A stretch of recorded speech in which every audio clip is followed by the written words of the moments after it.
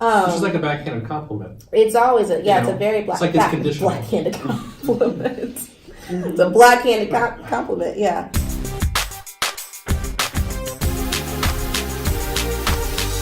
Hey, thanks for tuning in to Anchor and Abide. One of the things that we value on this channel that we said in our very first video was we value ethnic reconciliation. Again, we prefer the term ethnicity over racial or race because there is only one race. However, there are multiple ethnicities that should be celebrated and respected and understood and cherished. And right now, our country seems to be having an issue with ethnicity. There seems to just be an ethnic divide.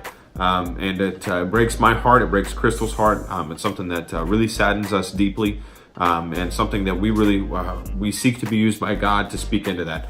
And we were given an opportunity a couple days ago to speak in a current issues in ministry class. It was a small class at St. Louis Christian College, and we were talking about ethnic reconciliation and racism and things like that. So we sat down with that class, and what I'm going to show you is a clip from that class of Krystal speaking. And the first question out the gate was, what's your experience with racism? Which is a very broad question. But I think Krystal does a good job of sharing a little bit of her experience. So check that out now. So part of my experience is people thinking that I don't have experience. Because for multiple reasons, either because it's the 21st century or because we don't live in the South. But I do, and I have just as long as I can remember. I think maybe I have to kind of lead with racism isn't necessarily hatred for another race. So when I say as long as I can remember I've experienced racism, I don't mean I remember being 3 years old and someone saying hey little black girl, that's not what I mean necessarily. But I remember as long as I had I had an identity of self, I am me and you are you, and we're individual or autonomous people. I've had an understanding that I'm the only black one here right now. I'm the only person of color in the room right now. I went to the same school, elementary school, as my dad, and when I was there and when he was there, we were the only black kid in the class. So I picked up very quickly, there's differences here. And then, kids are just curious and honestly curious and innocent, but they notice differences too. And so they would ask oh, your skin's different, or oh, your hair's different. Those differences didn't feel, I think between people just saying that my differences were different and not necessarily pretty, and seeing on TV, well, if I did see a little black girl on TV, it was basically I think just the Cosby Show. There wasn't a lot of shows back then at all with black girls, or commercials. I would say that my earliest experiences of racism were surrounding beauty. So I never really felt pretty. I felt beauty was Britney Spears and Jessica Simpson and Christina Aguilera, and I didn't really, this is before Beyonce, so I didn't really feel pretty. So all my friends were white. I wanted my hair to be like their hair. I liked the same things that they liked.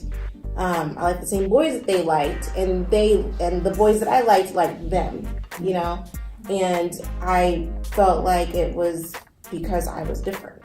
My parents, my mom especially, tried to instill identity in me and pride, and told me I was beautiful all the time, but I just didn't feel culture, society really backed that up with what I saw on TV and in magazines. And growing up, so as I got older, and then there were more black kids in my class, I didn't know how to relate to them because we liked such different things. And I feel culture told us, and I couldn't disagree, the things that I liked were white and the things that they liked were black. I didn't feel I could really relate to them. And I don't even, it's not so much necessarily all the music and culture type of things they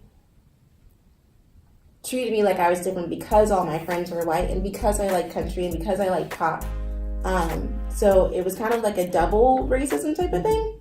It was like I felt different with my white friends, and they asked honest questions and made honest jokes. You know, I mean, when I say honest, I mean like not out of like a heartbreak, hateful heart, just a ignorant heart. You know, like, oh yeah, Krystal talks white, and you know, Krystal likes white music, and Krystal, you know, like, and then like, so black side, well, Krystal likes, you know, Krystal acts like she's white. She thinks she's better than us. White side, Krystal acts like she's white. So, you know, whatever. I never really felt like I belonged. And that's all stemming from racism. Like, why is this white? Because, like, why is articulate speech owned by white people? Like, there's, like, that's just the English language. Getting into more, like, racism, what we know as racism, as we got older, we found out, oh, so some of our friends aren't allowed to date black guys. It's like, what's the matter with black guys? My dad's a black guy. You know, then it was like, oh, okay, so he's not allowed to date black girls, or, then it was the blatant racism of, well, you know, like, why can't you do this? Because you're black, and you know. And then then there was also still the in between, but the kind of less innocent of you're really pretty for a black girl. You're really smart for a black girl. You speak well for a black girl. You know, whatever. You have good taste in music for a black girl. Which is like a backhanded compliment. It's always it's a very backhanded compliment. It's a black-handed compliment, yeah. So what do we do with that? What do you do with this information now? You just watched Krystal share her experience with racism and feeling like she's been kind of pushed aside in some scenarios and feeling like she didn't really belong and didn't really fit. So what do we do with that? Well, maybe you're someone of my complexion who has used one of those backhanded comments before, and you know, you didn't do it with an ill intent. You didn't do it with a bad heart. It's just something that you said, and you didn't really think about it. Well, maybe we can be more aware. Maybe we can be more aware of our words now, understanding that phrases like that can be quite hurtful.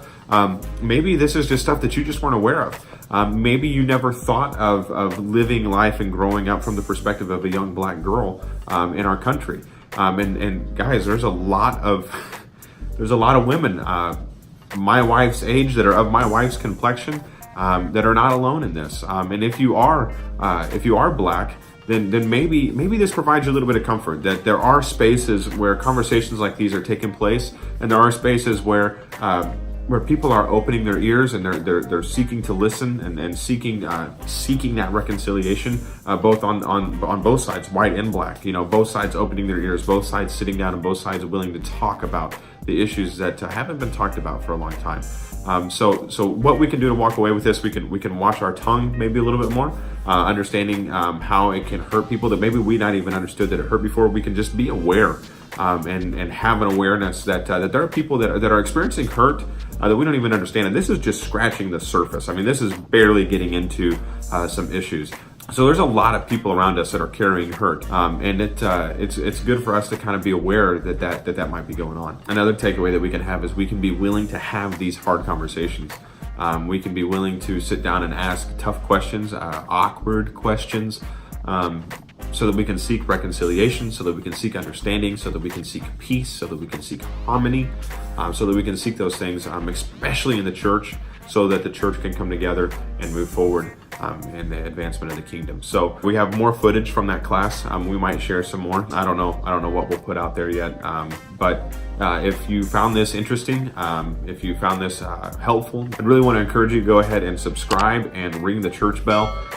That just allows YouTube to notify you whenever we upload a new video. Make sure you like this one. Give us a comment. Let us know what you think. Let us know what maybe your experience has been with racism in the country, or if you believe that racism isn't really that pervasive of an issue, then you can go ahead and leave that comment as well, and let us know why you think that. We'd love to dialogue with you about that and talk about that. But that's all we got for today. Hope you enjoyed it. Hope it was edifying. So go in peace and love, and remember to always seek for ways to abide in Jesus Christ, our anchor.